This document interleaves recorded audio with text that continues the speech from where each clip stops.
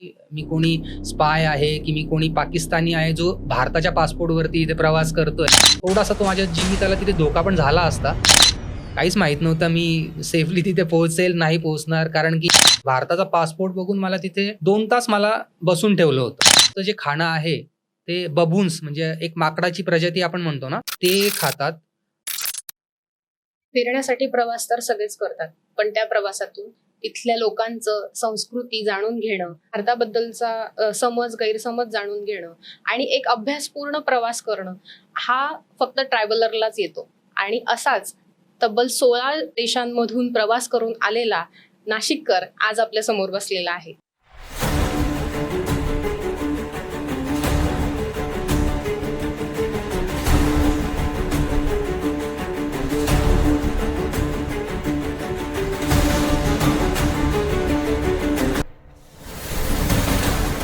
तर असाच एक नाशिककर आपल्या समोर बसला आहे. त्याचं चॅनल पण आहे आणि आता त्यांनी एक पुस्तक लिहिलेलं आहे, नाशिककर इन अफगाणिस्तान.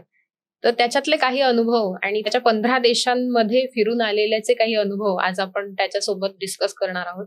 खूप सुंदर असा पॉडकास्ट झालेला आहे, तर तुम्ही नक्की बघा आणि पूर्ण बघा आणि सबस्क्राईब करा आपल्या चॅनलला #टॉकमराठीसाठी. विशाल चव्हाण हा आपला आजचा गेस्ट आहे. नमस्कार विशाल. नमस्कार. तर काय तुला हे धाडस कुठून आलं? मी तुझं ऐकलंय की तू अफगाणिस्तानला जाऊन आलास आणि तू त्याबद्दल पुस्तक पण लिहिलं आहे आणि ते खूप सुंदर पुस्तक आहे. मी तुम्हाला रिकमेंड करेल की तुम्ही वाचावं ते पुस्तक. त्यात अगदी आता तुला पहिलाच प्रश्न विचारते. मी ते पुस्तक पूर्ण वाचलं आहे आणि त्यामध्ये मला एक ठिकाणी दिसलं की तू 4 तासासाठी अडकला होतास कंधारमध्ये. बरोबर. भीतीने वाटली? सर्वप्रथम मला इथे आमंत्रित केल्याबद्दल खूप खूप धन्यवाद. आणि जसं तू म्हणालीस की अफगाणिस्तानचं पुस्तक आणि या सगळ्याच गोष्टी माझ्यासाठी खूप नवीन होत्या. खरं म्हणायला गेलं तर अफगाणिस्तानमध्ये मी जाईल असं माझ्या मनीत कधीही नव्हतं. कारण की अफगाणिस्तान हा देश माझ्या आयटनरीमध्येच नव्हता. ओके, म्हणजे तू अचानक ठरवलंस जाणं? मी इराणला गेलो होतो आणि इराणवरून मी पुढे जाणार होतो अझरबैजान, अर्मेनिया, जॉर्जिया आणि त्याच्यानंतर परत येणार होतो मुंबईला. पण बऱ्याचशा गोष्टी म्हणजे माझा पूर्ण एक व्लॉग त्याच्यावरती आहे आणि बऱ्याचशा लोकांना माहिती आहे माझ्या प्रवासाबद्दल. पण एक थोडक्यात मी सांगायचा प्रयत्न करतो की त्याच्यानंतर मला असं वाटलं की आपण जायला पाहिजे अफगाणिस्तानला. आपण खूप जवळ आलेलो आहे. कारण की मी इराणच्या एका छोट्याशा शहरामध्ये होतो जे बॉर्डर टाउन होतं अफगाणिस्तानचं आणि तिथून जवळपास 3-3.5 तासामध्ये मी अफगाणिस्तानमध्ये एंटर करू शकत होतो. तर मला तिथेच ठरवलंस का? तर मी तिथे ऑन दी स्पॉट ठरवलं की आपण इथे जायला पाहिजे.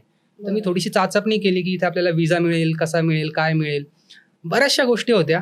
पण लकीली मला तिथे विजा मिळाला आणि तो कसा मिळाला, काय मिळाला, या सगळ्या गोष्टी ऑलरेडी पुस्तकामध्ये मी मेन्शन केलेल्या आहेत. आणि पूर्ण एक प्रवास वर्णन जे आहे माझं, 22 दिवस मी तिथे अफगाणिस्तानमध्ये होतो. आणि त्याच्यानंतर मग मी अफगाणिस्तानला गेलो, तिथे कसा राहिलो, काय राहिलो, या सगळ्या गोष्टी पुस्तकामध्ये आहेत. पण आता तुला प्रश्न असा की तू प्रवास चालू कुठून केलास? म्हणजे अफगाणिस्तान पर्यंत तो मला वाटतं तुझा 15वा-16वा देश येतो. पण पहिला देश की तू फिरण्यासाठी चालू केलं की प्रवास हा एक अनुभव म्हणण्यासाठी केलंस की अभ्यास म्हणून करायचं ठरवलंस? असं काही नाही. ऍक्च्युली 2017 साली माझा पहिला इंटरनॅशनल प्रवास झाला. सगळेच जण करतात Singapore, Thailand, Malaysia, normal family trip आणि ती माझी पहिली इंटरनॅशनल ट्रिप होती. त्याच्यानंतर हळूहळू मला असं वाटलं की आपण जायला पाहिजे. पण त्याच्यानंतर लगेच लॉकडाऊन वगैरे लागला. त्याच्यानंतर 2-3 वर्ष तर कुठेच जाणं झालं नाही. पण मला असं वाटलं की आपण एकट्याने पण कधी फिरलं पाहिजे. थोडंसं आपण म्हणतो ना की एक स्वतःला शोधण्याचा प्रवास. तर त्या दृष्टीने म्हटलं प्रवास करायला पाहिजे आपण. तर 2021 साली मी सोलो ट्रिप केली पहिले. माझी पहिली कंट्री होती व्हिएतनाम आणि तिथे पण मी 22 दिवस होतो. आणि तसा माझा प्रवास चालू झाला. म्हणजे तू 2021 पासून तसं पाहिलं तर प्रवास करतोय. येस. आणि तेवढ्या दिवसांमध्ये तुझे म्हणजे आज 2026 चालू आहे आता, तुझे 14-15 16 देश फिरून झाले. बरं. आणि भारतीयांसाठी ह्या अनेक देशांमध्ये तुला कसा अनुभव आला? भारतीय ऍज सच तसं म्हणून नाही, पण एक माणूस म्हणून मला खूप चांगला अनुभव आला. मला असं वाटतं की आपण कोणत्याही जेव्हा देशामध्ये जातो तेव्हा त्या देशाची संस्कृती, तिथल्या लोकांचा एक मान सन्मान, तिथली भाषेचा मान सन्मान आणि तिथले जे रूल्स अँड रेग्युलेशन्स आहेत, या सगळ्या गोष्टी विचारात घेऊन आपण तिथे जर कधी वावरलो तर माझ्या मते आपल्याला काही वाईट अनुभव येत नाही, चांगलेच अनुभव येतात. आणि मीडिया जे काही दाखवतं, जसं तू अफगाणिस्तान अशा कंट्रीज मध्ये जाऊन आला, काबूल जाऊन आला, म्हणजे काबूल सिटी, कंधार मध्ये जाऊन आलास, तर मीडियामध्ये जे काही दाखवतात त्यामध्ये आणि तू घेतलेला अनुभव यामध्ये कितीसा फरक आहे? खूप फरक आहे. म्हणजे मी तर म्हणेल की 90% फरक आहे, की जे आपल्याला मीडियावरती दिसतं, जे टीव्हीवरती दिसतं, बऱ्याचशा गोष्टी अशा असतात की ज्या आपल्याला, मी त्याला चुकीचं नाही म्हणणार, पण माहीत नाही की बऱ्याच गोष्टी अशा असतात की ज्या ग्राउंडवरती वेगळ्या घडत असतात आणि आपल्याला दिसत असतात टीव्हीवरती त्या एकदम टोटली वेगळ्या असतात. तर मी पण ॲक्चुअली तिथे जाण्याच्या अगोदर माझ्या पण मनामध्ये ह्या सगळ्या गोष्टी होत्या, की अफगाणिस्तानमध्ये सतत युद्ध चालू असतं. तिथे सगळे आतंकवादीच आहेत. ऑफकोर्स तिथे तालिबान आता गव्हर्नमेंट आहे तिथे, आणि नेहमी तिथे बॉम्बस्फोट होत असतात आणि अफरातफरी असते सगळीकडे. खूप गरीब देश आहे. बरेचसे मिसकन्सेप्शन्स होते. पण जेव्हा मी तिथे ॲक्चुअली ग्राउंडवरती गेलो आणि तिथली ग्राउंड रिॲलिटी चेक केली, तेव्हा मला असं लक्षात आलं की आपण आजपर्यंत जे काही बघत होतो टीव्हीवरती, न्यूजवरती, त्या सगळ्या गोष्टी तितक्याशा खऱ्या नव्हत्या. आणि तिथे गेल्यावरती मला खूप वेगवेगळे आणि खूप भन्नाट असे अनुभव आले. तर ही गोष्ट तर बिलकुल मी ॲग्री नाही करणार की जे आपल्याला टीव्हीवरती आणि न्यूजवरती दिसतं ते खरं असतं. ओके. आणि ॲज अ फिमेल मी विचारते, तुला तिथे मुलींबद्दल कसं दिसलं वातावरण, की म्हणजे मुली फिरतायत का, बायका फिरतायत का तिथे, किंवा त्यांचं शिक्षण, किंवा त्या नोकरी करू शकतायत का, किंवा आपल्याकडे जसे रस्त्यावर दिसतायत सगळ्या जणी अगदी फ्री मध्ये फिरतात, तसं आहे तिथे की काही वेगळं आहे? ॲक्चुअली ह्या गोष्टीबद्दल सुद्धा माझ्या मनामध्ये बरेचसे प्रश्न होते जाण्या अगोदर. कारण की आपल्याला माहिती आहे की तालिबान म्हटल्यानंतर त्यांच्याकडे शरिया लॉ वगैरे लागू असतो. त्यांचे एक वेगळे कायदे आहेत. तर माझ्या मनामध्ये पण तीच एक शंका होती की तिथे गेल्यानंतर ॲक्चुअली काय होईल माझ्यासोबत. पण सगळ्यात पहिले मी जेव्हा हेरातमध्ये गेलो, हेरातमध्ये मला बऱ्याचशा महिला दिसल्या. तिथे फक्त एकच आहे की तुम्ही ॲज अ टुरिस्ट असाल किंवा तुम्ही दुसऱ्या देशातून जेव्हा तिथे प्रवास करता, तेव्हा तुम्ही तिथल्या कुठल्याही महिलांचे फोटोज किंवा व्हिडिओज नाही काढू शकत. तर तिथे त्यांनी त्या गोष्टीवर निर्बंध लावलेले आहेत. मी स्वतः बघू शकत होतो माझ्या डोळ्यांनी, पण मी फोटो किंवा व्हिडिओमध्ये नाही. त्यांना घेऊ नव्हतो शकत. तर बऱ्याचशा मग तुझ्या महिला मी तिथे ब्लॉगमध्ये पण बघितल्या. कोणीच नसेल? ॲक्सिडेंटली काही फ्रेममध्ये आल्या असतील, तर अशा बऱ्याचशा महिला माझ्या व्लॉगमध्ये आहेत आलेल्या. पण ते मी डेलिबरेटली कोणालावरती अशी म्हणजे शूटिंग नाही काढलेली, की कोणाचे व्हिडिओज नाही घेतलेले आहेत. चुकून जर कधी मी माझा Background स्वतःचा वगैरे. व्लॉग करत असताना फ्रेममध्ये काही महिला दिसतात, आजही काही माझ्या व्लॉग्समध्ये आहेत. तर मी बऱ्याचशा महिला बघितल्या. हेरातमध्ये तर लिटरली तिथे तर त्यांनी फेस पण कव्हर केलेला नव्हता. तर ह्या पण गोष्टी आपल्याला माहिती आहे की कशी होती त्यांची वेशभूषा? वेशभूषा त्यांची हिजाबच होती. पण जे आपल्याला दाखवलं जातं की ते पूर्ण कव्हर्ड असतात. म्हणजे त्यांचे डोळे वगैरे काहीच दिसत नाही किंवा चेहरा पूर्ण झाकलेला असतो. तर हेरातमध्ये मला तसं काही जाणवलं नाही. तिथे महिला फिरत होत्या, मुली फिरत होत्या, मुली शाळेत जात होत्या. इव्हन काबूलमध्ये सुद्धा मी बऱ्याचशा महिलांना बघितलं, ज्या मार्केटमध्ये खरेदी करत होत्या. त्याच्यानंतर रोजच्या, जसं आपल्याकडे पण आपण भाजीपाला खरेदी करतो. रोजच्या जीवनामध्ये ज्या आपण गोष्टी आपण नॉर्मल लाईफ जे जगतो, मी हेरातमध्ये पण त्या गोष्टी बघितल्या. काबूलमध्ये पण मी त्या गोष्टी बघितल्या आणि इव्हन मी मजारे शरीफमध्ये पण त्या गोष्टी बघितल्या. पण कंदाहार वगैरे काही ठिकाणं अशी आहेत जे थोडेसे जास्त स्ट्रिक्ट आहे, की तिथे तालिबानचा खूप जास्त प्रभाव आहे. तर त्या ठिकाणी मला इतक्याशा महिला बघायला नाही मिळाल्या. पण ओव्हरऑल संपूर्ण अफगाणिस्तानमध्ये सगळीकडे मला महिला व्यवस्थितपणे वावरताना दिसल्या. कंधार हे गांधारीच हो. देश होता. बरोबर, बरोबर. तर तिथे तुला असं काही महाभारतातले काही जुने स्पॉट किंवा काही ऐतिहासिक वास्तू अशी काही दिसली का? नाही. ॲक्चुअली मी कंदाहारमध्ये फक्त एकच दिवस होतो आणि माझ्याकडे तितकासा वेळ नव्हता, की या सगळ्या गोष्टींवरती रिसर्च करावा आणि या सगळ्या गोष्टी बघाव्यात. पण एक गोष्ट होती, की ज्यावेळेस मी तिथे प्रवास करत होतो कंदाहारमध्ये, तर तिथे पाकिस्तान आणि अफगाणिस्तानमध्ये बऱ्यापैकी कॉन्फ्लिक्ट चालू होता. म्हणजे कंदाहारमध्ये नाही, कंदाहारपासून बॉर्डर आहे अफगाणिस्तान आणि पाकिस्तानची जी बॉर्डर आहे, तिथे बऱ्यापैकी कॉन्फ्लिक्ट चालू होता आणि कंदाहारमधली सिच्युएशन खूप स्ट्रिक्ट होती. तर त्यावेळेस मला तिथे फिरणं खूप जास्त कठीण होतं आणि तिथे मी कुठेच जाऊ नव्हतो शकत. त्याच्यामुळे मला तिथे जास्त फिरता नाही आलं आणि त्याच ठिकाणी मग जसा तू पहिलाच प्रश्न विचारला होता, की 4 तास कंदाहारमध्ये तू कसा होता? तर ॲक्चुअली तिथे मला अडवण्यात आलं होतं तालिबानकडून. त्यांना असं वाटलं, की मी कोणी स्पाय आहे, की मी कोणी पाकिस्तानी आहे, जो भारताच्या पासपोर्टवरती इथे प्रवास करतोय. कारण की मी एकटाच होतो आणि माझ्याकडे सगळे माझे गॅजेट्स वगैरे होते, कॅमेरा, माईक, बऱ्याचशा गोष्टी, लॅपटॉप वगैरे, आणि एकटाच होतो विशेष म्हणजे. तर थोडासा त्यांना असा डाऊट आला, पण त्याच्यानंतर या सगळ्या गोष्टी क्लिअर झाल्या. आणि त्या 4 तासात मी तुझ्या पुस्तकात वाचलं ऍक्च्युअली की त्या 4 तासात तुला एक बलुची भेटला होता तिथे. हो. तर त्याच्याबद्दलचा एक अनुभव सांग छोटासा. तिथे मी जसा कंधारमध्ये पोहोचलो तर तिथे एक बस स्टँड होतं. त्या बस स्टँडमध्ये मला तो बलुची मुलगा भेटला होता आणि तो ॲक्च्युली तुर्कीवरून परत आला होता. म्हणजे तो बलुचिस्तानवरून पहिले इराणला गेला, इराणवरून तो तुर्कीला गेला आणि तुर्कीवरून त्याला डिपोर्ट केलं होतं. तर तुर्कीवरून त्याला परत पाठवलं इराणला आणि इराणवरून परत त्याला डिपोर्ट करून अफगाणिस्तानकडे पाठवलं, म्हणजे तालिबानच्या हवाली केलं. आणि त्याच्यानंतर अफगाणिस्तानमधून त्याला परत पाकिस्तानमध्ये पाठवणार होते. तर एक चांगला प्रसंग होता, पण थोडासा तो माझ्या जीविताला तिथे धोका पण झाला असता. कारण की तिथे जे अफगाणी लोक होते त्यांनी मला वॉर्न केलं होतं. त्यांनी मला सांगितलं होतं की तुम्ही शक्यतो या व्यक्तीच्या सोबत जास्त संभाषण करू नका, कारण की तो पाकिस्तानमधून आलेला आहे आणि तुम्ही एक भारतीय आहात. तर एवढं आपल्याला तिथे तेवढं माहिती नसतं. तर त्याच्यामुळे या बऱ्याचशा गोष्टी थोड्याशा डोक्यामध्ये घेऊन मग पुढचा प्रवास झाला.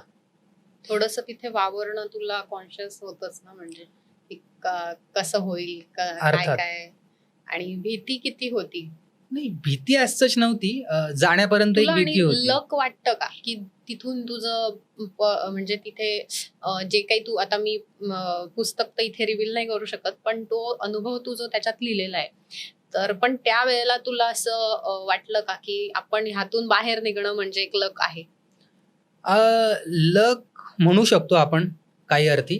पण तसं बघायला गेलं तर आपण कुठल्याही जेव्हा देशामध्ये जातो ना, तेव्हा प्रत्येक देशामधली माणसं सारखीच असतात. कारण की मी आत्तापर्यंत जे 16 देश फिरलो, तर प्रत्येक ठिकाणी मला आपल्याच सारखी माणसं भेटली.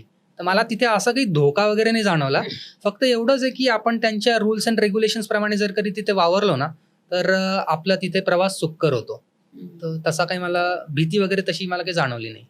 आणि अफगाणिस्तान शिवाय तू ज्या कंट्रीज मध्ये गेलेला आहे आतापर्यंत, जिथे तू फक्त फिरायसाठी नाही तर तिथला अनुभव घ्यायला, जिथे 10 दिवसांपेक्षा जास्त दिवस तू राहिलायस, तिथे गेल्यानंतर तुला भारतीयांबद्दल त्या लोकांची काय म्हणजे काय वाटतं त्यांना भारतीयांबद्दल, हे तुला काय समजलंय त्यात? प्रत्येक देशामध्ये तसं भारतीय म्हटले ना, तर भारतीयांना बऱ्यापैकी रिस्पेक्ट आहे चांगली. त्याच्यामुळे मला असं कधी जाणवलं नाही की एक भारतीय म्हणून मला एक काही वेगळी ट्रीटमेंट मिळतीये किंवा काय आहे. एक प्रसंग आहे फक्त मी सांगू इच्छित होतो, की मी जेव्हा लाओसमधून कंबोडियामध्ये एंटर करत होतो वाया लँड बॉर्डर, तर तेव्हा तिथे मला एक थोडासा वाईट प्रसंग असा आला की तिथे बॉर्डरवरती आपला पासपोर्ट बघून, म्हणजे भारताचा पासपोर्ट बघून मला तिथे 2 तास मला बसून ठेवलं होतं. आणि बाकीचे जे इंग्रज होते, गोरे होते, जे फॉरेनर्स होते, ते तिथून इझिली पटापट क्रॉस करत होते. बरं, माझ्याकडे डॉक्युमेंट्स सगळे होते. माझ्याकडे विजा होता, जे पण काही आपले ट्रॅव्हल डॉक्युमेंट्स लागतात, इन्शुरन्स वगैरे सगळ्या गोष्टी होत्या. इव्हन माझी ट्रॅव्हल हिस्ट्री पण चांगली होती. पण फक्त एक भारताचा पासपोर्ट बघून त्यांनी कदाचित थांबवलं मला. आणि मग तिथे थोडंसं एक असतं ना की ब्राईब, थोडीशी लाच. शेवटी मला $55 ते $60 आय थिंक, आता मला एक्झॅक्ट लक्षात नाही मी किती पैसे दिले, पण माझ्यामध्ये $55 ते $60 मी तिथे त्यांना कॅशमध्ये पे केले आणि त्याच्यानंतर मग त्यांनी मला तिथे एंट्री दिली. तर कधी कधी अशा गोष्टी घडतात प्रवासामध्ये, तर हे होतं.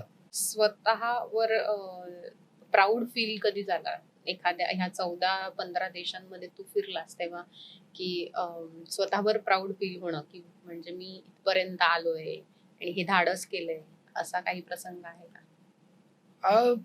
प्राऊड फील करणं म्हणजे स्वतः जेव्हा आपण एखादी गोष्ट अचीव्ह करतो तेव्हा आपल्याला असं वाटतं की हा, अजून माझ्या बऱ्याचशा अचिव्हमेंट बाकी आहेत तसं बघायला गेलं तर.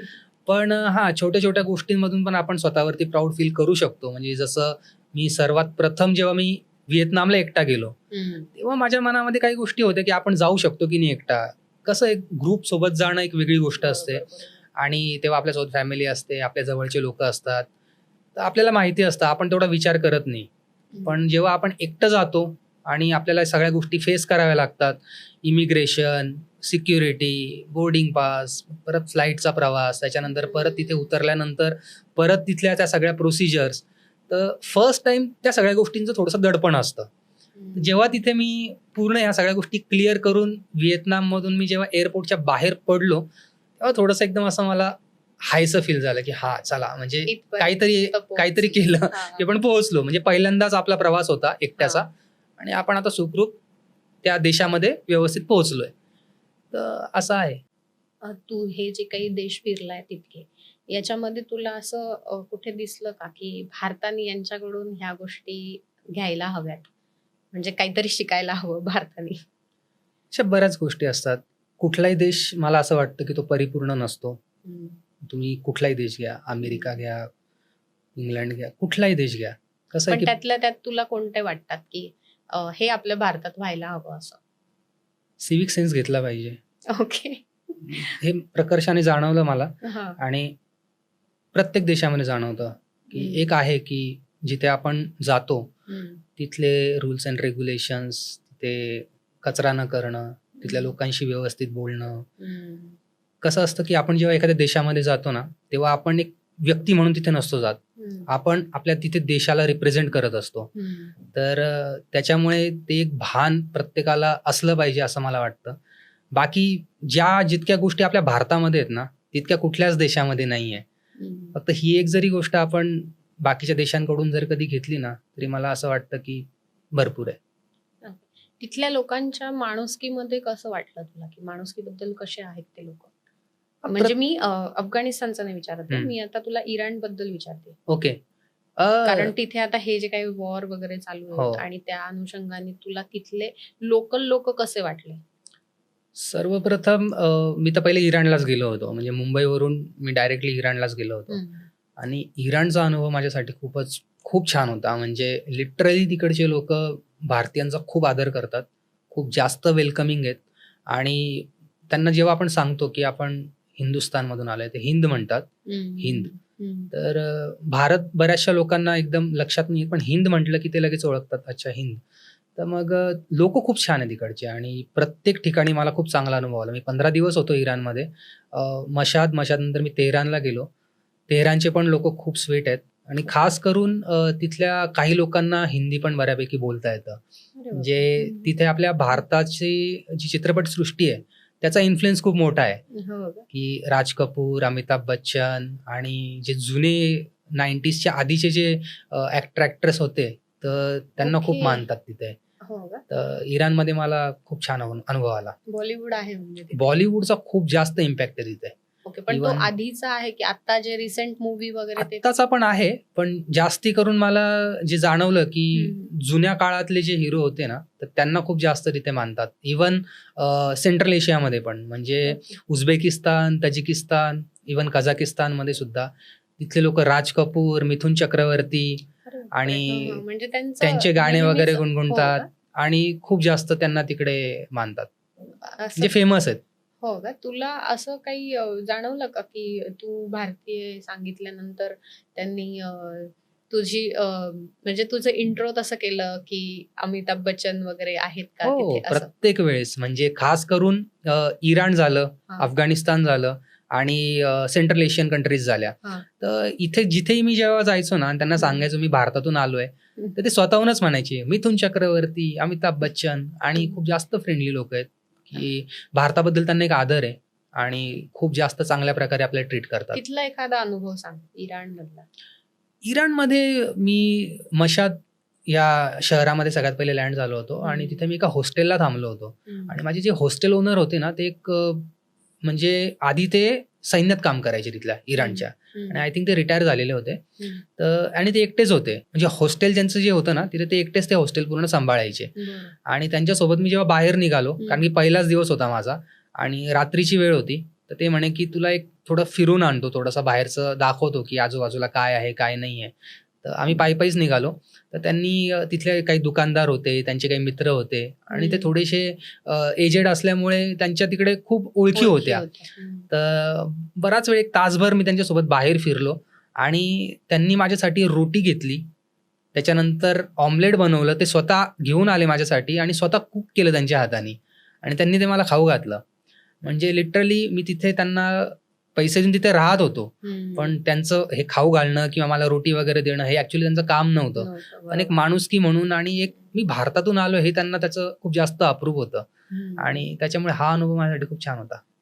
तू आता हे विषय काढला म्हणून तुला पदार्थ कोणता आवडला ह्या सगळ्यांमध्ये असा मेमोरेबल आहे की हा मी विसरू शकत नाही आणि भारतात खाऊ शकत नाही? प्रत्येक देशामध्ये वेगवेगळे पदार्थ असतात आणि तसं बघायला गेलं ना तुझा तर आवडता कोणता? माझा आवडता शाश्लिक. आपल्याकडे कबाब म्हणतात. हम्म. तर शाश्लिकमध्ये पण वेगवेगळे प्रकार असतात. तिथे वेगवेगळे म्हणजे मीटचे वेगवेगळे प्रकार आहेत. जसं आपल्याकडे आपण गोट मीट कन्झ्युम करतो जास्त, हम्म. चिकन खातो. हम्म. तिथे तुम्ही जर कधी कझाकिस्तानला गेले हम्म. तर तिथे घोड्याचं मीठ खातात. हम्म. त्याच्यानंतर तिथे तुम्हाला बीफ पण मिळतं. तिथे बऱ्याचशा गोष्टी मिळतात. तर त्या हिशोबाने प्रत्येक प्रदेशामधलं जे खाणं आहे, तिथलं जे क्युझिन आहे ते बऱ्यापैकी वेगळं आहे. पण मी शक्यतोवर गोट मीट आणि आपलं चिकन किंवा व्हेजिटेरियन असेल तर व्हेजिटेरियन. हम्म. इराणमध्ये मी शाश्लिक खायचो आणि अफगाणिस्तानमध्ये अर्थातच काबुली पुलाव. हो का, तुझा Yes, आवडता आहे? माझा आवडता. ओके. भारतात मिळणं शक्य नाही ना त्याला? भारतामध्ये पण मिळतो, पण शेवटी कसं असतं ना की त्या तिथली taste देशाची एक वेगळी आणि ऑथेंटिक टेस्ट बनवण्याची असते. पद्धत. हा. आणि जे आपण भारतामध्ये खातो ते आपल्याला दुसऱ्या देशामध्ये मिळेलच असं नाही आणि शक्यतोवर नाहीच मिळत. म्हणजे मी बाहेर जरी गेलो कुठल्याही देशामध्ये आणि तिथे जेव्हा मी इंडियन फूड ट्राय करतो हम्म. तेव्हा ती टेस्ट नसते जी आपण आपल्याकडे खातो. तर तो एक फरक असतो. व्हिएतनामला तू फर्स्ट टाइम गेला होतास म्हणतो. तर व्हिएतनामला आता आपल्या इथले जे टुरिस्ट जातात त्यांनी बघितलेले बरेचसे म्हणजे खूप असं रिपीटेड लोकेशन्स असतात. पण तुझ्याकडे असं कोणतं लोकेशन आहे का की जे रिपीटेड नसू शकतं व्हिएतनाममध्ये वगैरे? बऱ्याचशा जागा आहेत व्हिएतनाममध्ये. व्हिएतनाम तसं बघायला गेलं ना तर एक छोटी कंट्री म्हणजे खूप जास्त मोठी नाहीये. स्ट्रेच आहे पूर्ण एक असा. पण बऱ्याचशा जागा आहेत तिथे की जिथे तुम्ही जाऊ शकतात. पण मी तिथे क्यू नोन म्हणून एक छोटंसं टाऊन आहे. आता अर्थात मी प्रॉपर प्रोनाऊन्स करतोय की नाही मला माहित नाही. पण मी त्या शहरात गेलो होतो जेव्हा मी पहिल्यांदा व्हिएतनामला गेलो होतो आणि तेव्हा तिथे मला एकही टुरिस्ट नाही दिसला. आणि तिथे मी बाईक रेंट केली आणि ती गाडी घेऊन मी अशा एका रिमोट बीचवरती गेलो होतो. तिथे फक्त तिथले 8-10 लोकल व्हिएतनामी लोक होते आणि मी एकटाच तिथे एक फॉरेनर होतो. अशी बरीचशी ठिकाणं आहेत आणि ती प्रत्येक देशामध्ये असतात, फक्त तुम्हाला ती शोधावी लागतात. ओके. आतापर्यंतचा असा अनुभव सांग जिथे तू जसं तू सांगितलंस मगाशी की अडकला होतास तिथे कंधारमध्ये. बट आता असा एखादा अनुभव सांग की जिथे गेल्यावर तुला खूपच हॅपी फील झालं. असा कोणता अनुभव आहे का? जसं मला असं वाटतं तू कझाकिस्तानमध्ये पण जाऊन आलेला आहेस. तिथलं नेचर वगैरे कसं वाटलं तुला आणि भारतीयांना फिरण्यासाठी तो एक वेगळा पॉइंट असू शकतो का? अर्थातच कझाकिस्तान, इवन सेंट्रल एशियन जेवढ्या पण कंट्रीज आहेत ना, म्हणजे उझबेकिस्तान, तजिकिस्तान, किर्गिस्तान, कझाकिस्तान या सगळ्या एक्स सोव्हिएत कंट्रीज आहेत आणि ह्या देशांमध्ये शक्यतोवर पाहिजे तेवढे टुरिस्ट जात नाही. आपण काय करतो, आपल्याला जर कधी बर्फ बघायचा आहे, समजा भारतात बघायचा असेल तर आपण जातो काश्मीरमध्ये, त्याच्यानंतर शिमला, कुलू मनाली त्या ठिकाणी, इवन लडाख. आपल्याला भारताबाहेर जायचं असेल आणि बर्फ बघायचा असेल तर भारतातले लोक प्रेफरन्स कशाला देतात? स्वित्झर्लंडला खास करून. पण मला असं वाटतं की स्वित्झर्लंड तर छान आहेच, त्याच्याबद्दल नो डाऊट. पण कमी खर्चामध्ये जर कधी तुम्हाला चांगला अनुभव घ्यायचा असेल, जिथे क्राऊड कमी, जिथे बर्फाचा पण तुम्ही आनंद घेऊ शकतात आणि एक छान एक छोटंसं सिटी पण एकदम छान, तर कझाकिस्तान सारखी कंट्री नाही आहे. म्हणजे खूप सुंदर. आणि मी हिवाळ्यामध्येच ट्रॅव्हल केलं होतं तिथे आणि अल्माटी म्हणून तिथे एक शहर आहे, तर खूपच सुंदर आहे. मला आवडलं ते. म्हणजे प्रत्येक जण तिथे जाऊ शकतो आणि तिथे जायला पाहिजे जर कधी तुम्हाला हिवाळ्याचा आनंद घ्यायचा आहे आणि तुम्हाला जर कधी बर्फ बघायचा आहे भारताच्या बाहेर आणि तुमचं स्वित्झर्लंडचं बजेट नाही आहे. ओके. कारण की स्वित्झर्लंड कम्पॅरेटिव्हली तुम्हाला ते कॉस्टली पडतं जर तुम्हाला जायचं असेल तर कमी बजेटमध्ये एक चांगलं डेस्टिनेशन जर तुम्ही बघत असाल तर कझाकिस्तान एक चांगला चॉईस ठरू शकतो. तू तिथल्या टूर्स कंपनीशी वगैरे काही म्हणजे काही कॉन्टॅक्ट करतो का जायच्या आधी? म्हणजे असं कझाकिस्तान नाही, जेव्हा पण तुला बाहेर जायचं असतं तर तू असं करून जातोस का की एखाद्या टूर कंपनीशी कॉन्टॅक्ट करून किंवा तिथले हॉटेल्स बुक करून, की सगळं प्री प्लॅन तुझं काय असतं? प्री प्लॅन माझ्या फक्त 3च गोष्टी असतात. एक तर माझा विजा, जर त्या देशामध्ये जाण्यासाठी मला विजा लागत असेल तर. दुसरं, ज्या पोर्टला म्हणजे ज्या सिटीमध्ये मी लँड करणार आहे, म्हणजे जी माझी पोर्ट ऑफ एंट्री राहणार आहे, तर त्या सिटीमधले माझे 2 रात्रींचे स्टे, दॅट्स इट. आणि माझी फ्लाईट ऑफकोर्स ती पण फक्त जायची. यायची मी शक्यतोवर करत नाही, कारण की पुढे मला परत एका नवीन कंट्रीमध्ये जर कधी जायचं असेल तर सगळं मी ऑन टाइम ठरवतो. रिटर्नची जर्नी शक्यतोवर मी करत नाही. स्टार्टिंगला मी केली होती जेव्हा मी व्हिएतनामला गेलो होतो तेव्हा, कारण की तो एकच देश मी तेव्हा कव्हर केला होता, त्याच्यामुळे मी जायचं आणि यायचं दोन्ही तिकीट मी एकाच वेळेस बुक केले होते. पण त्याच्यानंतर जसं जसं मला थोडा अनुभव यायला लागला तसं तसं मग मी कंट्री हॉप करत गेलो, म्हणजे या एका देशामधून दुसऱ्या देशात, दुसऱ्या देशातून तिसऱ्या देशात. मग अशा केसमध्ये मला स्वतःलाच माहिती नसतं की मी परत भारतात कधी येणार आहे, तर तेव्हा मग मी रिटर्नचं तिकीट बुक नाही करू शकत. तेव्हा फक्त मी माझी ऑनवर्ड जर्नी दाखवतो की या देशातून या देशात जाणार आहे, त्या फ्लाईट तिकीटवरती मग मी दुसऱ्या देशात प्रवास करतो. साधारण एका देशामध्ये जाण्यासाठी आणि तिथून परत येण्यासाठी, पण तू असं म्हणतोयस की मी माहिती नसतं किती दिवस राहील, पण आता असं आपल्या प्रेक्षकांना सांग की एक 5 दिवस 7 दिवस जर कोणत्या कंट्रीमध्ये जायचं असेल, तिकीट सगळे बुक करून, रिटर्नचं पण आणि हे पण, तिथे साधारण किती खर्च येतोय तुला प्रत्येक टूरला? ते actually country to country change असणार आहे, बट एक मिनिमम अमाऊंट, म्हणजे ज्यांना आता इथून पुढे प्रवास करावासा वाटतो आहे तसा, तर एकतर कझाकिस्तान पासून सुरुवात केली तर मग त्यांना असा किती पॉकेट मनी ठेवायला हवा? तसं एक्झॅक्ट अमाऊंट सांगणं थोडं कठीण आहे, पण मी जेव्हा प्रवास केला होता तेव्हा तिकिटांचे रेट्स बऱ्यापैकी कमी होते. आजच्या कंडिशनला जर कधी तुम्ही बघाल की खूप जास्त, म्हणजे एअरलाईन्सचे जे फेअर्स आहे ते 30% इन्क्रीज झालेले आहेत. तर तुम्हाला माहित नाही सध्याची जी जिओपॉलिटिकल सिच्युएशन आहे त्या कंडिशननुसार हे सगळे जे रेट्स आहेत ते कमी जास्त होतात. पण एक आहे की कझाकिस्तानमध्ये तुमचं राहणं असेल किंवा तिथलं खाणं असेल ते तितकंसं महाग नाही आहे, की तुम्ही जर युरोपशी तुलना केली तर ते बऱ्यापैकी बजेटमध्ये आहे. तर तुम्ही एक 5 ते 7 दिवसांसाठी जर कधी कझाकिस्तान जर कधी तुम्ही प्लॅन करत असाल ना, तर फ्लाईटचा खर्च तर आपण इथे बघू नाही शकत की एक्झॅक्ट किती राहणार आहे. तो जर कधी सोडला तर साधारणतः 50 ते 60 हजार रुपयामध्ये तुम्ही एक 4 ते 5 दिवसाची तिथे ट्रिप करू शकता व्यवस्थित. म्हणजे तिथला खर्च बाकी एकट्याचा. बाकी मग ते तुम्हाला किती बजेटमध्ये करायचं हे सगळं तुमच्यावरती पर्सनली डिपेंड करतं की तुम्ही कुठे राहताय. तुम्ही हॉस्टेलमध्ये जर कधी राहत असाल तर तुमचं एका रात्रीचं अकॉमोडेशनची कॉस्ट तुम्हाला जाते 800 ते 1000 रुपये, जर चांगलं तुम्ही जर कधी घेतलं तर.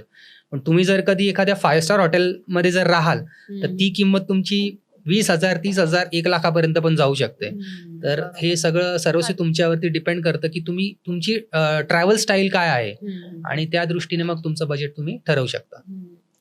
एक पर्सनल क्वेश्चन तुला, की तू 2021 पासून स्टार्ट केलंय म्हणतोय फिरणं, आणि आता 2026, तर साधारण 6 वर्षामध्ये तू जवळपास 14-15 कंट्रीज फिरला. तर त्याच्यासाठी तू प्लॅनिंग कसं करतो, की म्हणजे तुझं प्री प्लॅन तू तर आता सांगितलं, बट किती महिने आधी तू ह्या गोष्टी लक्षात घेतो?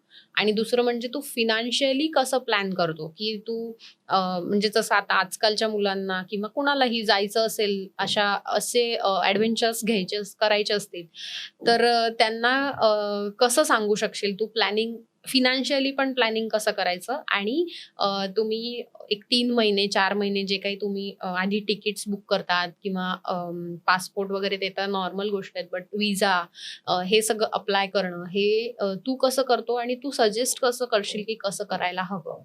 तुझ्या काही अनुभवांमधून कधी तुझ्या चुका झाल्या असतील, कधी तू अप टू डेट असेल त्या तुझ्या प्लॅनिंगला, तर ते कसं मॅनेज करतोस? ऍक्च्युली कसं आहे की प्लॅनिंग करून तसं ॲज मी जात नाही, पण एक असतं की मी एक मॅप ओपन करतो सर्वप्रथम आणि बघतो की कुठे मला काही इंटरेस्टिंग दिसतंय, आणि जर कधी मला वाटलं की हा देश मला थोडासा इंटरेस्टिंग वाटतोय आणि तिथे गेल्यावरती मग मला काही चांगले अनुभव येतील, तर मी थोडंसं त्याच्यावरती रिसर्च करतो. एक प्रायमरी रिसर्च असतोच की तिथे गेल्यावरती सिक्युरिटी कन्सर्न काय आहे, राहण्या खाण्याची काय सोय आहे, तिथल्या लोकांचं कसं बिहेवियर आहे, थोडंसं एक ओव्हरऑल त्याच्यावरती थोडासा रिसर्च करून मग हे आपला एक माइंडसेट तयार होतो की हा आता तिथे आपल्याला जायला पाहिजे. कारण की क्युरियोसिटी मग निर्माण होते. जेव्हा आपण त्या गोष्टी सतत बघतो तेव्हा ती स्वतःहून क्युरियोसिटी आपल्या मनामध्ये तयार होते. त्यानंतर मग ती प्लॅनिंगला सुरुवात होते की मग आपण पहिले तिकीट्स बघतो की एअर फेअर किती आहे, आपल्याला परवडेल नाही परवडणार, तिथे विजा लागतो विजा नाही लागणार, या सगळ्या गोष्टींचा ओव्हरऑल एक विचार करून मग शेवटी डिसिजन होतो की हा आता आपल्याला या देशात जायला पाहिजे. तर कधी कधी असं असतं की 3-4 महिने आधी पण मी म्हणजे प्लॅन करतो. कधी कधी असं असतं की 15 दिवसामध्ये पण प्लॅनिंग होते.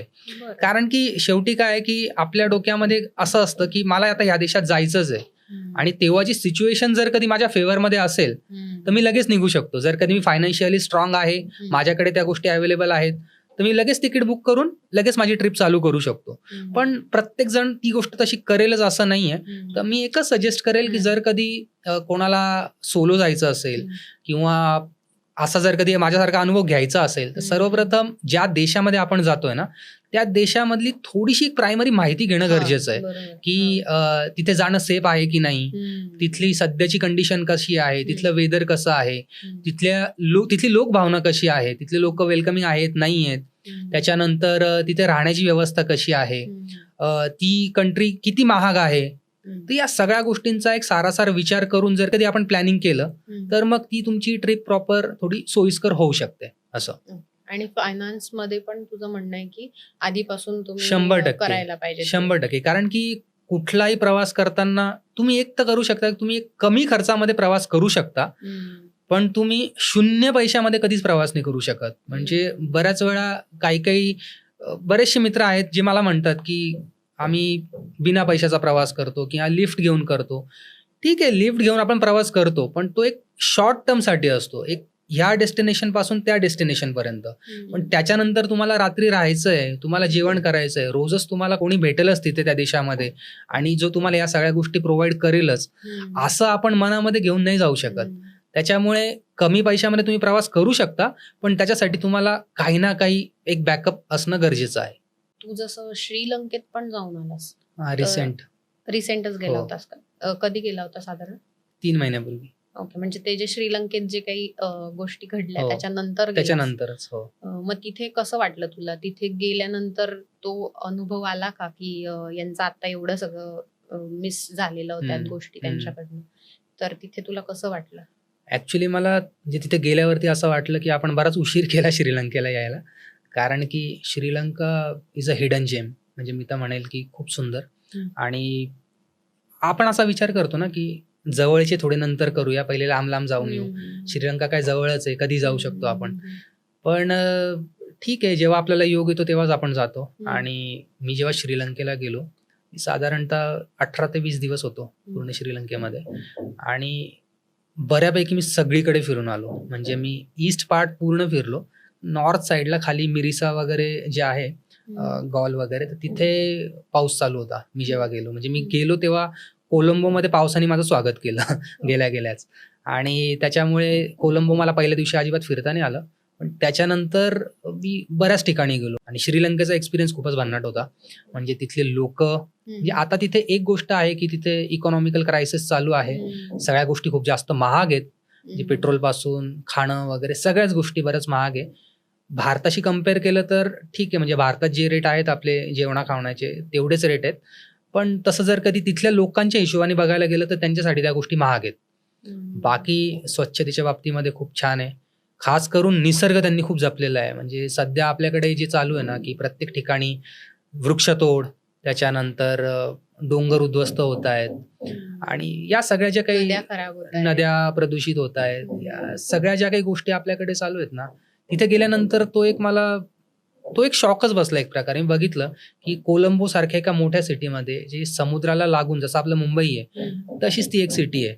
आणि जिथे मी थांबलो होतो, ज्या हॉटेलमध्ये, ज्या हॉस्टेलमध्ये मी होतो, तिथे त्या हॉटेलच्या प्रिमायसेसमध्येच एवढे झाडं होते आणि छोटे नाही, सगळे मोठे मोठे झाडं होते. आणि पूर्ण श्रीलंकेत मी जेव्हा फिरलो तेव्हा सगळीकडे मला फक्त झाडं आणि जंगलच दिसले सगळीकडे.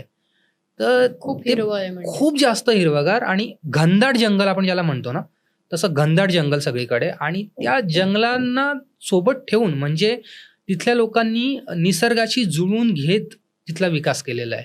म्हणजे असं नाहीये की तिथल्या लोकांना अजिबातच विकास नाहीये, की तिथे रस्तेच नाहीये. जसे रस्ते आपल्याकडे आहेत तसेच रस्ते तिथे पण आहेत. पण तिथल्या लोकांनी तिथल्या निसर्गाशी जुळवून घेऊन झाडं तोडून रस्ते नाही बनवले. एक्झॅक्टली. आणि खूप सुंदर. म्हणजे माझ्या पुढच्या येणाऱ्या सिरीजमध्ये या सगळ्या गोष्टी रिव्हील होतीलच, की श्रीलंकेमध्ये म्हणजे मी काय कुठे काय बघितलं. पण तो एक 18-20 दिवसांचा जो माझा अनुभव होता खूप सुंदर होता. आणि तिथे ऐतिहासिक काय दिसलं, जसं जसं रामायण तिथे आहेत अशा काय बघितल्यास तू? तसं बघायला गेलं तर रामायणाचा आणि श्रीलंकेचा आणि आपला भारताचा खूप एक घनिष्ठ असा संबंध आहे. आणि जसा राम सेतू पूल पण आहे, जसं रामेश्वरम पासून आपण जर कधी बघितलं तर मी राम सेतूच्या खूप जवळ सुद्धा गेलो होतो. मी तिथल्या एका छोट्या आयलंड वरती पण गेलो आणि तिथून राम सेतूचं अंतर फक्त 20 किलोमीटर होतं. तर तिथपर्यंत मी जाऊन आलो. आणि रामायणाचा जर कधी आपण इथं उल्लेख केला तर रावणाची लंका आपण म्हणतो श्रीलंकेला. तर जिथे म्हणतात असं की रावणाची लंका होती, तर त्या डोंगरावरती पण मी जाऊन आलो. आता तिथे खरंच रावणाची लंका होती नव्हती, त्याच्या मागचं काय तथ्य आहे, या बऱ्याचशा गोष्टी पुढे माझ्या व्लॉगमध्ये पण येतील. आणि बऱ्याचशा गोष्टी तिथे आहेत अशा की काही लोकांना असं वाटतं की तिथे रावणाची लंका होती, काही लोक म्हणतात नव्हती. पण खूप साऱ्या गोष्टी आहेत की तिथे तथ्य पण आहेत. त्याच्यानंतर काही गोष्टी अशा आहेत की ज्या आपण त्याला मिथक म्हणतो, की त्या पण तिथे गोष्टी आहेत. तर एक इंटरेस्टिंग आहे ओव्हरऑल बघायला गेलं तर. त्याच्यानंतर मी जिथे आपल्या सीतामाईंना ठेवलं होतं, अशोक वाटिका, तर तिथे पण मी भेट दिली. तिथे एक बजरंगबली आपले जे आहेत हनुमान, त्यांचा एक मोठासा एक पाऊल खुणा पण तिथे आहेत. तर इंटरेस्टिंग आहे. म्हणजे श्रीलंका तुम्ही जर कधी बघायला गेलं तर एक अध्यात्माच्या दृष्टीने जर कधी तुम्ही विचार कराल तर तुम्ही त्या प्रकारे पण तिथे जाऊ शकतात फिरण्यासाठी. किंवा तुम्ही फक्त एक निसर्ग बघण्यासाठी जर जाणार असाल तर तिथे जंगल आहेत, तिथे व्हाईट सँड बीचेस आहेत. त्याच्यानंतर तिथे खाद्य संस्कृती जी आहे श्रीलंकेची ती खूप वेगळी आहे. म्हणजे भारतापेक्षा बरीच वेगळी मला वाटली.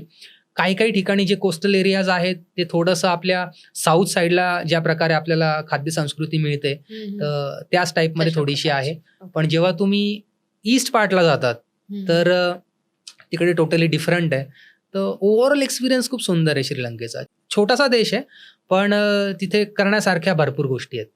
तिथले लोक कसे राहतात, म्हणजे वेशभूषा काय आहे, भारतातल्या लोकांसारखीच दिसली की काही वेगळी दिसली?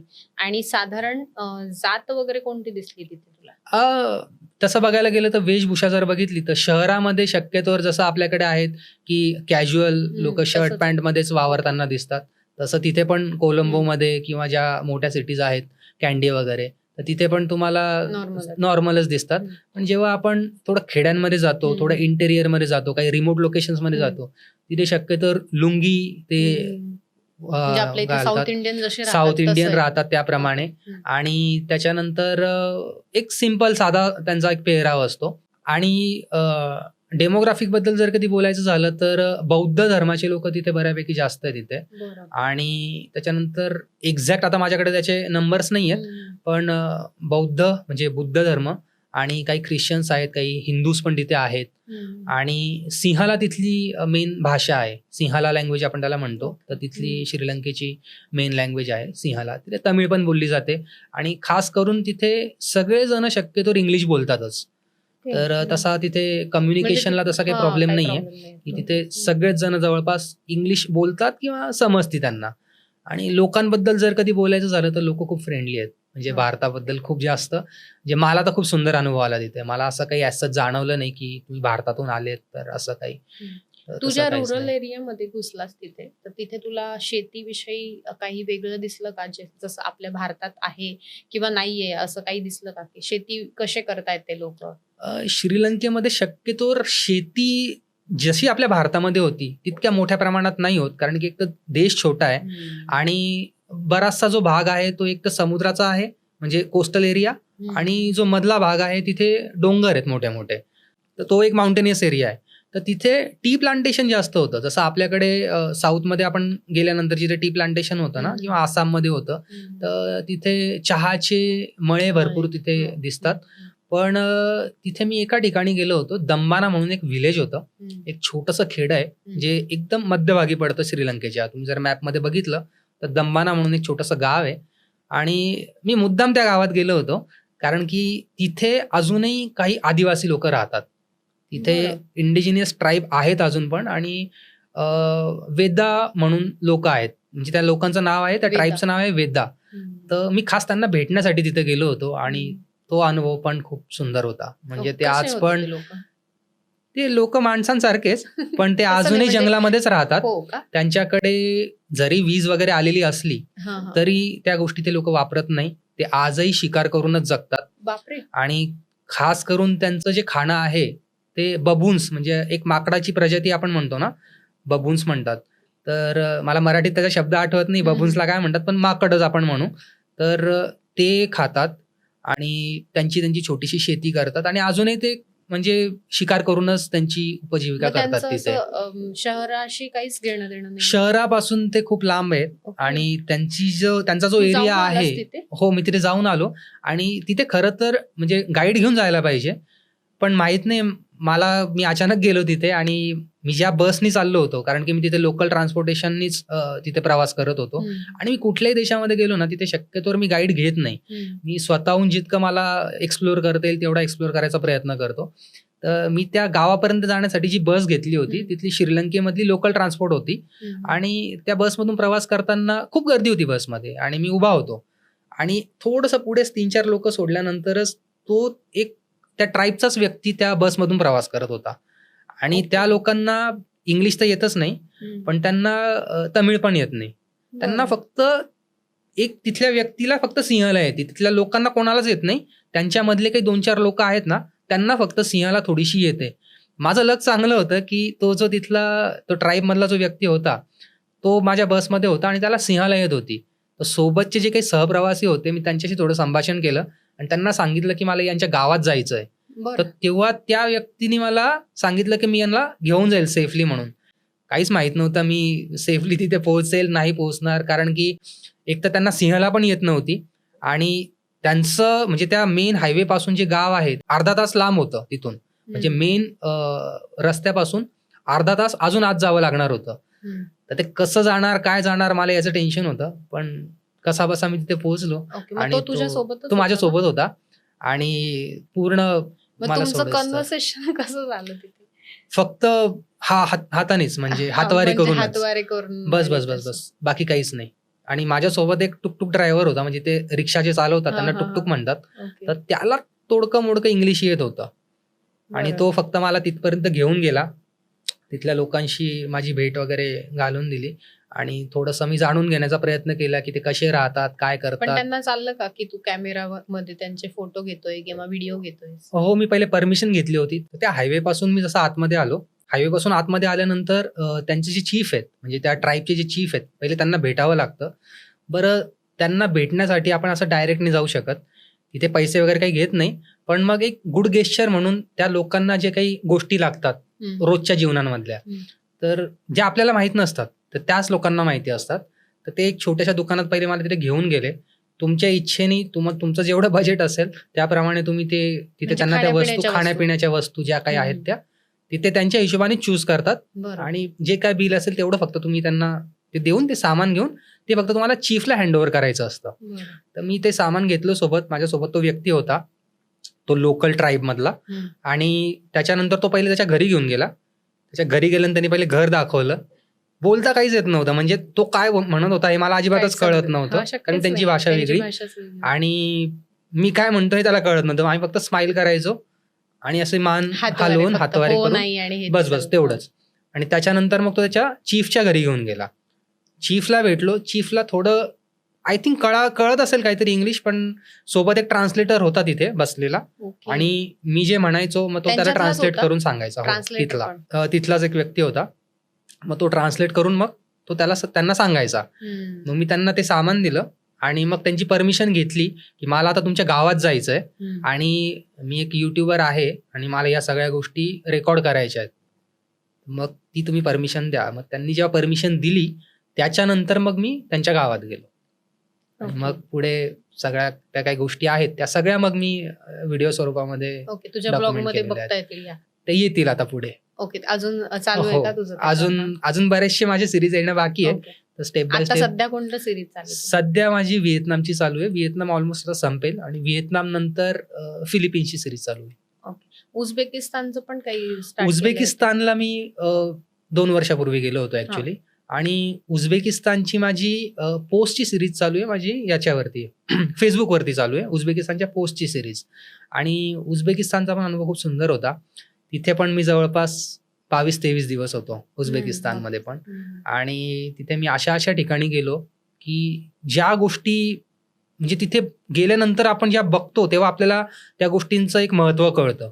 म्हणजे तिथे एक समुद्र पूर्ण सुकलेला आहे, ज्याला आपण समुद्र सुकलेला आहे. ऍक्च्युली टेक्निकली तो समुद्र नाही आहे, तो एक खूप मोठा तलाव होता, आपण त्याला लेक म्हणू शकतो. पण तो इतका मोठा तलाव होता, इतकी मोठी ती लेक होती की ती आज पूर्ण सुकलेली आहे. आता ती का सुकली, कशी सुकली, या सगळ्या गोष्टी त्या माझ्या उझबेकिस्तानच्या सिरीजमध्ये आहेच, पण त्या आता फेसबुकवरती पण पोस्टच्या माध्यमातून येतील. ओके. तिथला काय अनुभव आहे मग तुझा असा एकदम लक्षात राहील असा उझबेकिस्तान मधला? उझबेकिस्तानमधला एकच अनुभव असा आहे की मी तजिकिस्तानला गेलो होतो. उझबेकिस्तानचे माझ्याकडे 2 व्हिसा होते, म्हणजे डबल एंट्री व्हिसा होता. एकदा मी एंट्री केली, उझबेकिस्तान थोडासा फिरलो, त्याच्यानंतर मी एक्झिट झालो तजिकिस्तानला. मग तजिकिस्तानमध्ये मी काही दिवस राहिलो आणि तजिकिस्तानमधून मला परत उझबेकिस्तानमध्ये यायचं होतं. आणि जेव्हा मी उझबेकिस्तानमध्ये येण्याचा प्रयत्न करत होतो तेव्हा तिथे बॉर्डरवरती मला अडवण्यात आलं, कारण की तिथे तेव्हा माझा व्हिसा एक्सपायर झाला होता. आणि ती ॲक्च्युली माझी चूक होती. होतं प्रवासामध्ये कधी कधी गडबडीमध्ये, तेव्हा नवीन नवीन ट्रॅव्हल करत होतो आणि डेट माझ्याकडून मिस झाली. मला असं वाटलं की आहे आपला व्हिसा अजून व्हॅलिड आणि आपण इझिली एंटर करू, पण त्या केसमध्ये 1 दिवस आधीच माझा व्हिसा एक्सपायर झाला होता आणि तिथे मग मला एंट्री मिळाली नाही. 3 दिवस मला तिथे बॉर्डरवरती राहावं लागलं होतं उझबेकिस्तान आणि तजिकिस्तानच्या मध्ये. म्हणजे मी टेक्निकली 3 दिवस मी कुठल्याच देशामध्ये नव्हतो.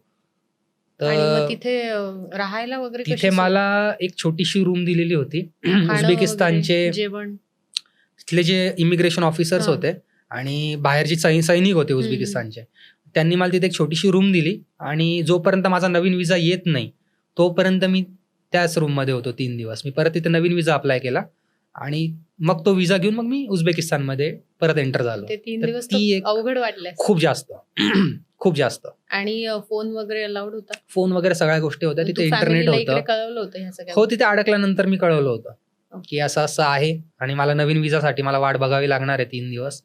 व्हिसा आल्यानंतर मग मी परत त्या देशामध्ये चॅलेंजेस होते मोठं खूप जास्त. आणि काहीच माहिती नव्हतं तेव्हा, खूप नवीन नवीन प्रवास होता. साधारण कोणत्या वर्षी? साधारणतः 2024 साली. ओके. म्हणजे 2-3 वर्ष झाले होते तू हे चालू करून? हो. आणि उझबेकिस्तानचं मध्ये तुला असं मानवता वगैरे कशी वाटली? उझबेकिस्तानचे लोक खूप जास्त फ्रेंडली आहेत. म्हणजे मी एकच किस्सा सांगतो. जेव्हा मी ठरवलं की आपल्याला इथून उझबेकिस्तानला जायचं आहे, ताशकंदची माझी फ्लाईट होती, डायरेक्ट नव्हती. म्हणजे मुंबईवरून मला पहिले दिल्लीला जावं लागणार होतं, दिल्लीवरून ताशकंदची फ्लाईट होती. पहिलाच दिवस माझा असा होता ना की इथून मी मुंबईवरून माझी फ्लाईट पहिली गोष्ट तर डिले झाली आणि नंतर डायरेक्ट फ्लाईटच कॅन्सल झाली. म्हणजे मी माझ्या गेटवरती पोहोचलो आणि मला मेल आला की तुमची फ्लाईट कॅन्सल झाली म्हणून.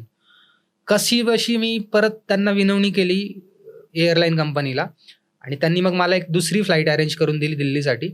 मी दिल्लीला पोहोचलो, दिल्लीवरून परत ती फ्लाईट माझी डिले होती, 7 तासाचा माझा लेओव्हर होता आणि दिल्लीवरून नवीन फ्लाईट घेऊन मग मी पोहोचलो ताशकेंतला. तेव्हा वाजले होते रात्रीचे 1:30 आणि मध्यरात्री मी ताशकेंत एअरपोर्टवरती जेव्हा पोहोचलो, इमिग्रेशन झालं, सिक्युरिटी सगळं झालं, माझ्या बॅगेज बेल्टवरती आलो माझं लगेज कलेक्ट करायला आणि बघितलं माझी पूर्ण बॅग फाटलेली होती.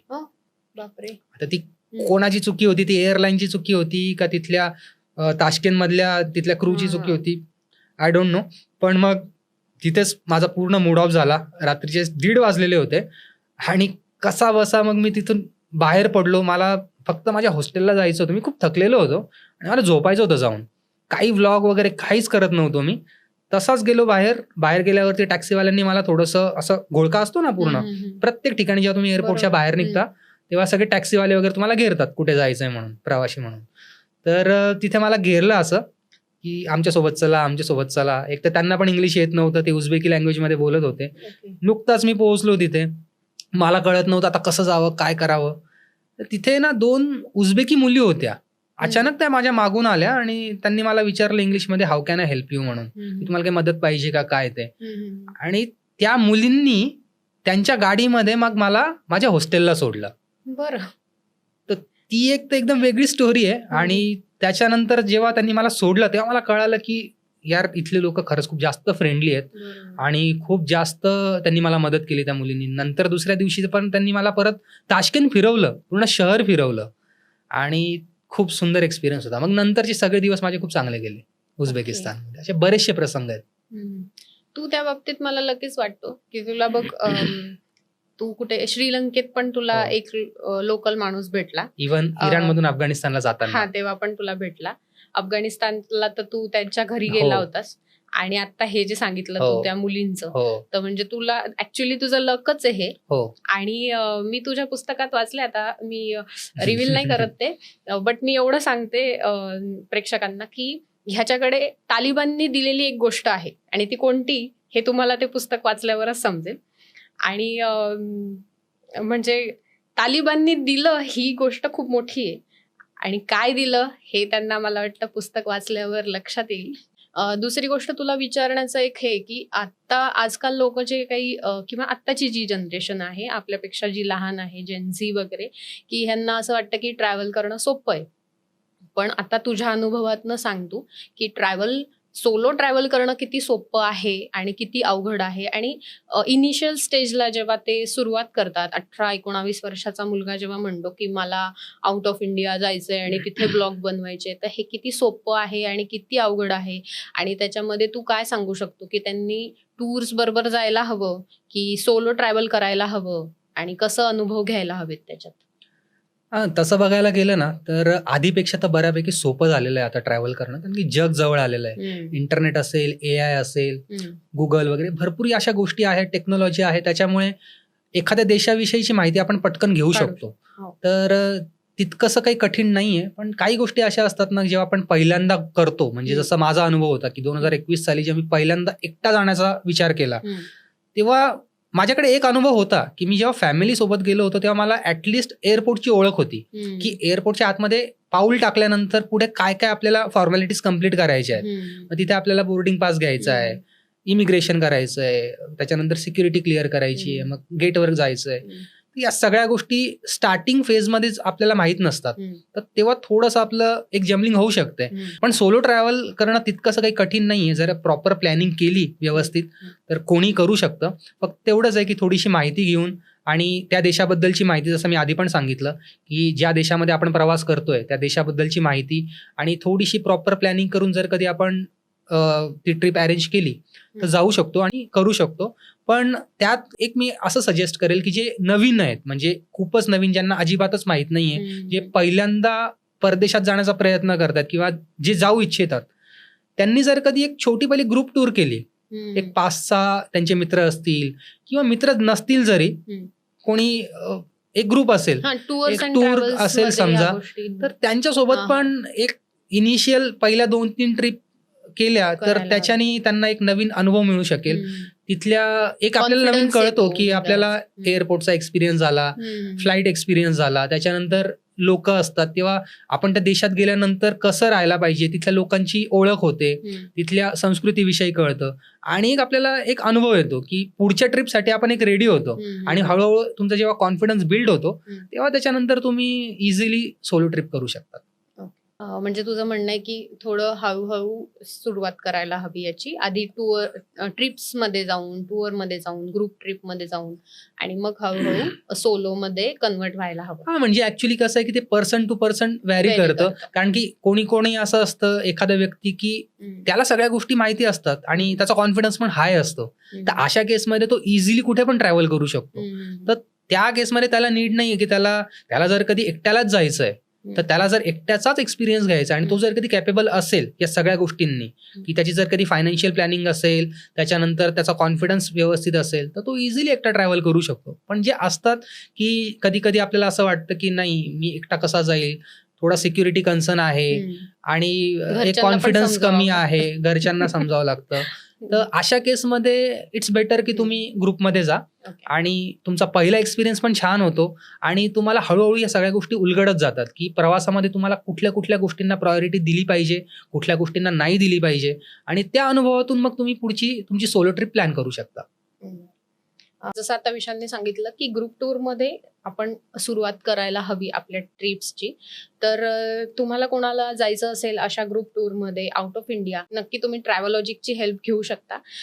त्यांचे काही डिस्काउंट वाउचर्स मी ह्या व्हिडिओ खाली देईन, तर तुम्ही ते वापरून तुम्ही तुमची ग्रुप ट्रिप प्लॅन करू शकता.